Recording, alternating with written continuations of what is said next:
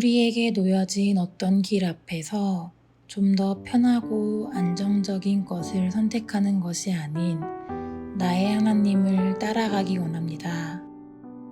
그 앞에서 믿음을 드러내는 성도로 오늘을 살아가시기 바랍니다.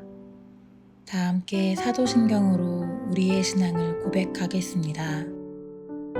전능하사 천지를 만드신 하나님 아버지를 내가 믿사오며 그 외아들 우리 주 예수 그리스도를 믿사오니 이는 성령으로 잉태하사 동정녀 마리아에게 나시고 본디오 빌라도에게 고난을 받으사 십자가에 못 박혀 죽으시고 장사한 지 사흘 만에 죽은 자 가운데서 다시 살아나시며 하늘에 오르사 전능하신 하나님 우편에 앉아 계시다가 저리로서 산자와 죽은 자를 심판하러 오시리라. 성령을 믿사오며 거룩한 공회와 성도가 서로 교통하는 것과 죄를 사하여 주시는 것과 몸이 다시 사는 것과 영원히 사는 것을 믿사옵나이다. 아멘.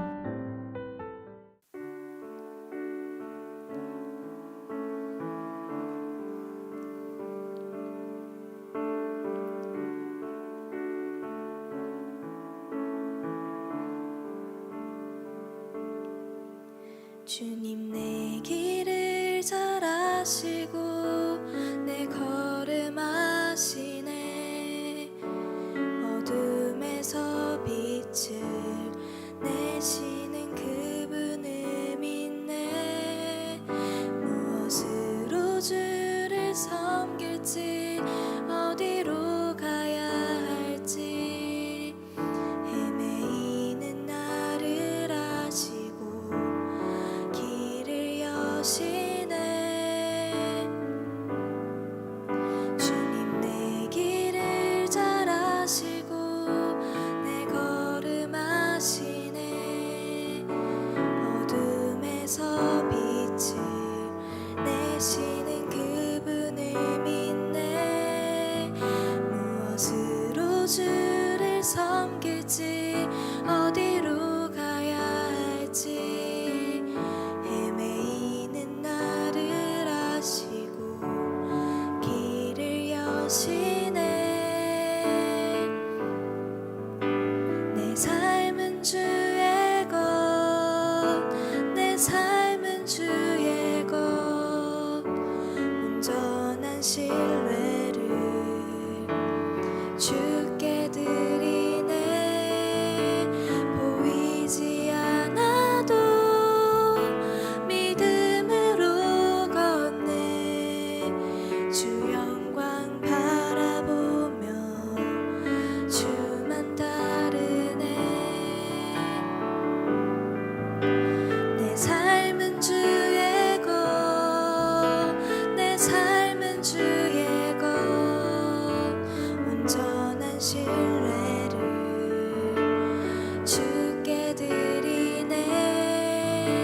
보이지 않아도 믿음으로 걷네. 주 영광 바라보며 주만 따르네.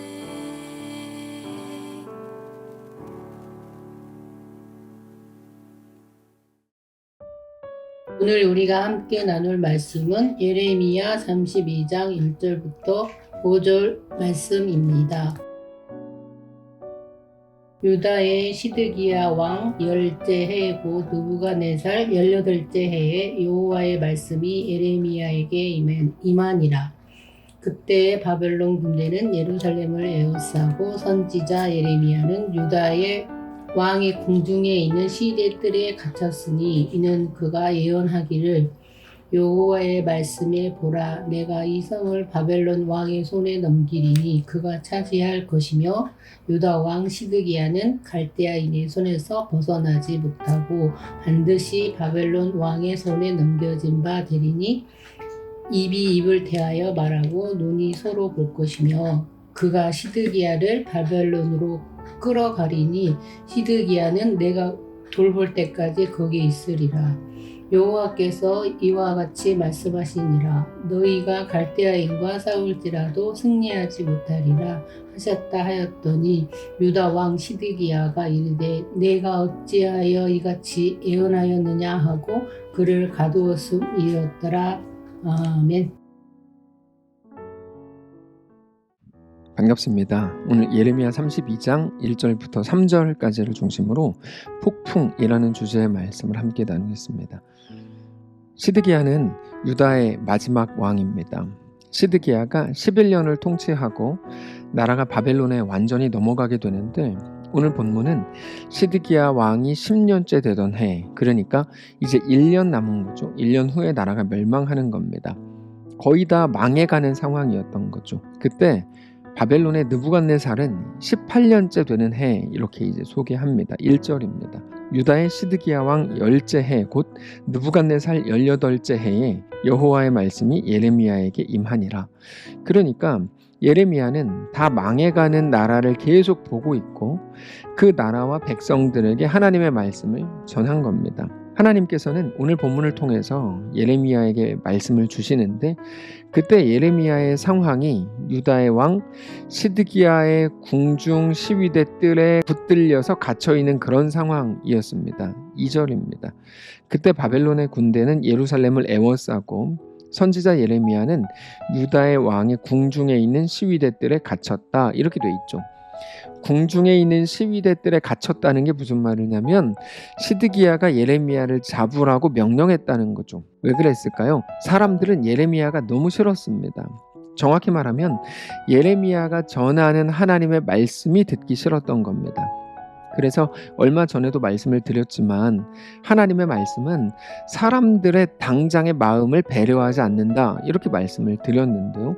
예레미야를 통해서 전해진 하나님의 말씀과 거짓 선지자들을 통해서 나온 긍정의 외침 이 두 가지 메시지가 있었습니다. 그 중에서 수많은 사람들은 거짓 선지자들이 외치는 긍정의 말을 듣고 싶어 했죠. 그래서 예레미야를 배척하고 가두고 별짓 다 한 겁니다. 아무 소리 못하도록 아무 외침을 말하지 못하도록 가둬놓은 겁니다. 오늘 본문에서는 이미 시작하기도 전에 예레미야는 갇혀 있습니다. 그러나 갇혀 있다고 해서 하나님의 말씀이 임하지 않는 게 아닙니다. 그들은 예레미야를 가두었지만 하나님의 말씀조차 가둘 수는 없는 거죠. 우리가 매일 고민하는 것은 우리의 상황과 환경에 관한 문제입니다. 오늘이라고 하는 우리의 현실에 관한 문제로 우리는 매일 머리가 아픕니다. 그러나 우리를 정말 못 살게 하는 건 우리의 상황의 문제가 아니고 우리의 영혼에 관한 문제라는 것을 기억해야 됩니다. 세례 요한이 광야로 나갔을 때 그때 동시대 그 시간에 왕궁에는 대단한 사람들이 있었고 종교 지도자들도 아주 유명한 사람들로 구성되어 있어서 수많은 백성들은 언제나 왕궁 또는 언제나 종교 지도자들에게 관심을 두었습니다. 그러나 하나님의 말씀은 정작 광야에 나간 세례 요한에게 임했습니다. 오늘 본문에서도 예레미야는 갇혀 있지만 하나님의 말씀은 갇혀 있는 예레미야에게 임했죠. 우리의 고민이 이제는 조금 달라지실 수 있기를 원합니다. 지난 주일에도 말씀을 드렸지만 이 땅에 속한 것들로 인한 두려움이 이제는 멈춰지고 끊어지고 반대로 이제는 눈에 보이지 않는 영원한 것들이 우리의 삶의 고민이 되고 우리의 에너지가 거기에 집중되는 삶이 되시기를 원합니다. 자, 예레미야를 가둔 사람은 시드기야였습니다. 시드기야가 예레미야에게 묻습니다. 도대체 너는 왜 자꾸만 그런 부정적인 말들, 바벨론으로 순순히 끌려가라, 그런 기분 나쁜 말들을 자꾸만 왜 하는 거냐 이렇게 물었습니다. 안 그래도 다 같이 불안해하고 있는 때 다른 선지자들처럼 곧 괜찮아질 거다, 좋아질 거다, 조금만 참고 견뎌봐라 이렇게 좋은 말들을 왜 안 하고 나쁜 말처럼 들리는 말들만 하냐, 그래서 내가 너를 가둔 거다 이 말을 하고 싶은 거죠. 예레미야가 시드기야에게 이렇게 대답합니다. 사실 3절이라고 했지만 3절부터 5절까지의 내용들이 개역 개정판에는 합쳐져 있습니다. 한번 보시면 이는 그가 예언하기를 여호와의 말씀에 보라, 내가 이 성을 바벨론 왕의 손에 넘기리니 그가 차지할 것이며 유다 왕 시드기야는 갈대아인의 손에서 벗어나지 못하고 반드시 바벨론의 왕의 손에 넘겨진 바 되리니 입이 입을 대하여 말하고 눈이 서로 볼 것이며 그가 시드기야를 바벨론으로 끌어가리니 시드기야는 내가 돌볼 때까지 거기 있으리라. 여호와께서 이와 같이 말씀하시니라. 너희가 갈대아인과 싸울지라도 승리하지 못하리라 하셨다 하였더니 유다 왕 시드기야가 이르되 내가 어찌하여 이같이 예언하였느냐 하고 그를 가두었음이더라. 그러니까 한마디로 하면 하나님께서 너희를 바벨론에 넘겼으니까 그냥 순순히 잡혀가라, 도망칠 생각하지 마라, 순순히 끌려가라, 이런 말입니다. 자, 우리가 예레미야를 나누면서 늘 어색한 게 바로 이 부분이었죠. 우리는 기도를 하고 회개를 하고 돌이키면 상황이 다시 좋아져야 되는 거 아니냐, 이렇게 생각합니다. 병이 낫고 넘어진 자리에서 일어나게 되고 모든 것이 해결되고 다 좋아져야 되는 거 아니냐는 거죠. 도대체 하나님이 너희를 바벨론의 손에 넘겼으니 순순히 끌려가라, 이게 무슨 말이냐, 이런 질문입니다. 근데 그 생각은 우리도 모르게 하나님을 제한하고 있는 겁니다. 하나님이 주시는 은혜가 우리 눈에 다 좋은 것들로만 보여야 되는 거 아니냐, 이 질문인데 그거는 하나님을 제한하는 거죠. 우리는 우리가 믿는 하나님이 어떤 분이신지 제대로 알아야 됩니다.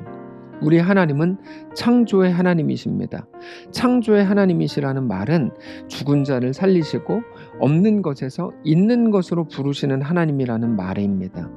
그래서 하나님의 하나님 되심을 보이시는 가장 강력한 재료는 바로 최악의 상황인 겁니다. 그 말은 하나님은 아픔도 망함도 죽음도 능히 이기시는 분이라는 말입니다. 근데 우리는 그것들을 능히 이길 힘이 없습니다. 그러다 보니까 하나님도 그거를 이길 힘이 없는 줄 아는 거죠. 나사로가 죽었을 때 마르다와 마리아는 엉엉 울었습니다. 예수님이 빨리 오시지 않아서 오빠 나사로가 죽었다고 생각한 겁니다.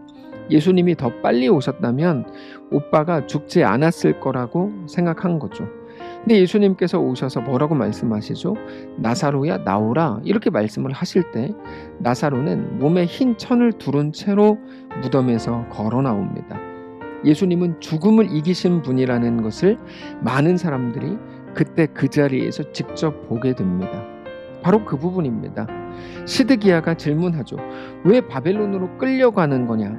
왜 하나님께서 그렇게 말씀하셨다고 너 예레미야는 외치냐? 그러면 예레미야는 이렇게 질문합니다.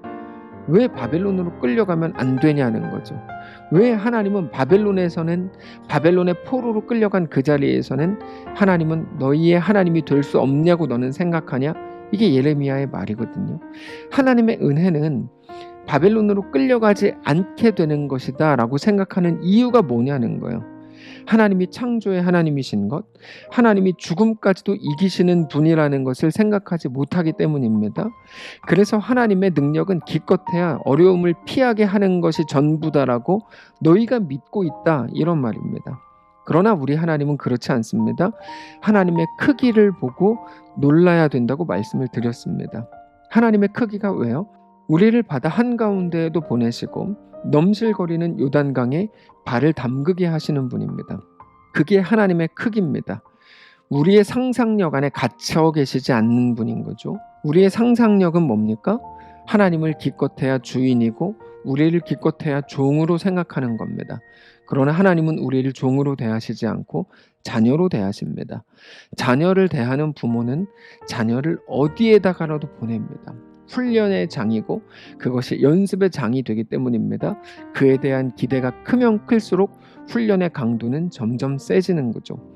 기껏해야 입장면에서 혹은 천안시에서 1등하게 만들 거라면 훈련의 강도가 그렇게 셀 필요는 없을 겁니다.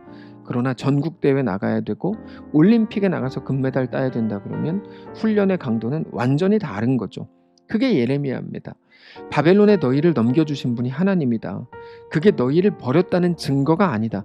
거기서도 너를 붙들고 거기서도 너희를 일으키고 너희를 가장 존귀하게 하실 거다. 그게 예레미야입니다. 사람들은 그게 이해가 안 되는 거죠. 그래서 예레미야를 가둬서라도 그 말을 못하게 만들겠다는 겁니다. 근데 하나님은 그것보다 크십니다.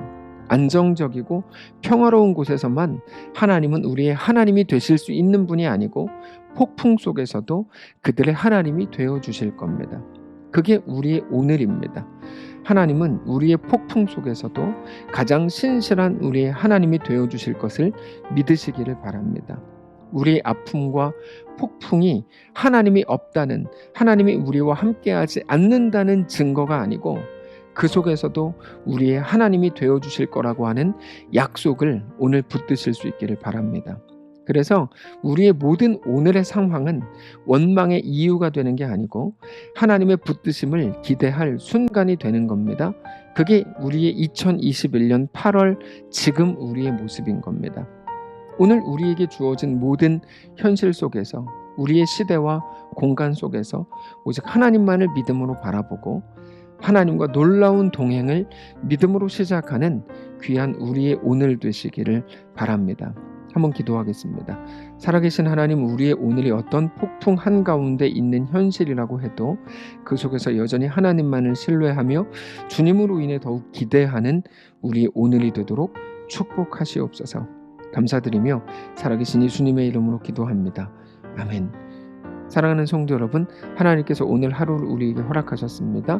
우리에게 허락된 오늘이라는 시간 속에서 말씀을 붙들고 우리에게 대한 하나님의 놀라운 기대를 또 기억하며 넉넉하게 담대하게 살아가는 귀한 우리 모두가 되시기를 축복합니다.